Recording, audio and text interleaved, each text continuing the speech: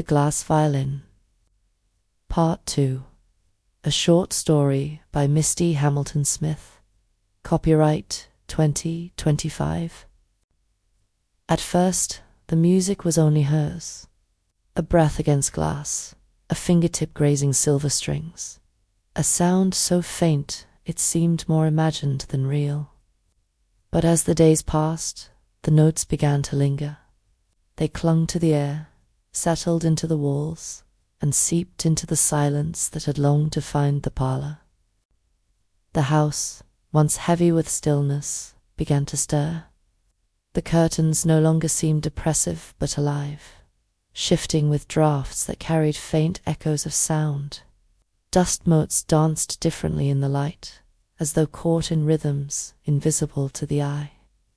Even the floorboards, worn and weary, seemed to hum beneath her feet when she crossed the room. Her mother noticed first. One morning, while stirring a pot in the kitchen, she began to hum, softly, absent-mindedly, but with a melody that matched Alara's fragile notes. It startled her, the sound of her own voice after years of silence, and she pressed a hand to her lips as if she had spoken out of turn. But the hum returned the next day, and the day after, until it became part of the household rhythm. Her grandmother followed. She had always tapped her fingers against the arm of her chair, a habit born of restlessness. But now the tapping carried intention, a beat that aligned with Alara's practice. Sometimes it was steady, sometimes syncopated, sometimes playful. It was as if her hands had remembered something, her voice had forgotten. The great-uncle resisted longest. He lingered at the edges, hovering in doorways, his eyes shadowed with caution. He had once been a musician, and the sight of the violin stirred memories too sharp to touch. But one evening, as Alara coaxed a trembling phrase from the strings, he sank into the doorway and wept, quietly, without ceremony, as though the sound had unlocked a grief he had carried for decades. The house itself seemed to breathe differently. The silence that had once been suffocating now felt like anticipation, a pause before the next note. The air shimmered with possibility, and Alara felt as though she had awakened something long dormant. The violin was no longer just an object in the corner.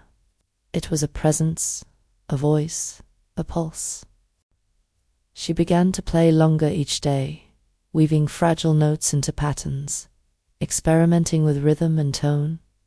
The music was imperfect, fleeting, but it carried a weight that filled her chest with wonder.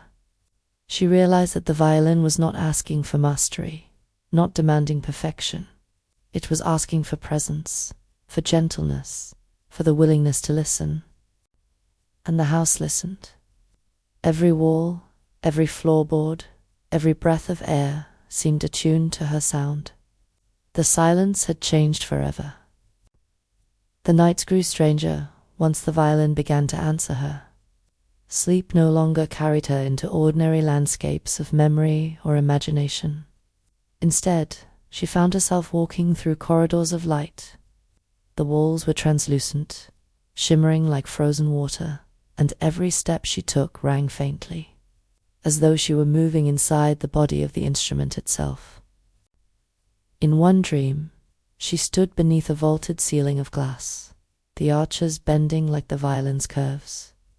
Above her, threads of silver stretched taut, vibrating with unseen hands. When she reached upward, the strings hummed, and the sound poured down like rain. It soaked her skin, filled her lungs, and she woke gasping, her heart racing, as if she had swallowed music whole. Another night, she dreamed of an audience. They sat in rows, faceless, their silence profound. She held the bow in her hand, the violin glowing against her shoulder. And when she drew the first note, the faceless crowd leaned forward as one. Their silence was not emptiness, but listening, a silence so deep it felt like reverence.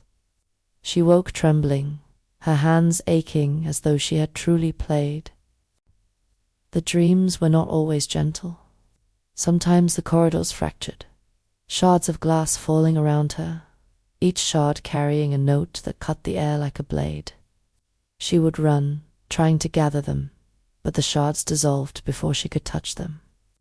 She woke from those nights with tears on her cheeks, uncertain whether she had lost something or been shown a warning. Yet even the unsettling dreams carried a kind of instruction. Each vision seemed to teach her something about the violin, its fragility, its demand for care, its insistence on presence. She began to feel that the instrument was not merely waiting for her, but guiding her, shaping her courage through visions that blurred the line between sound and silence, waking and dreaming. Her family noticed the change.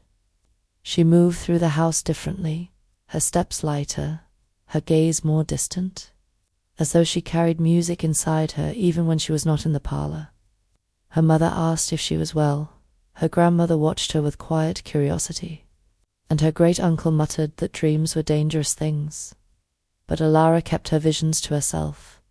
They were too fragile, too luminous, too strange to explain. Each morning, she returned to the violin with new certainty.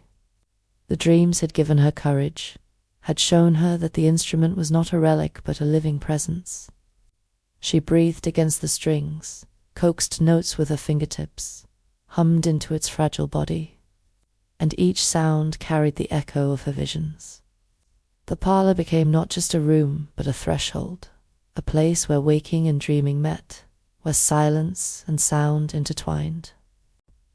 Thank you for listening to The Glass Violin, Part 2. The story continues with Part 3. Please remember to follow and share.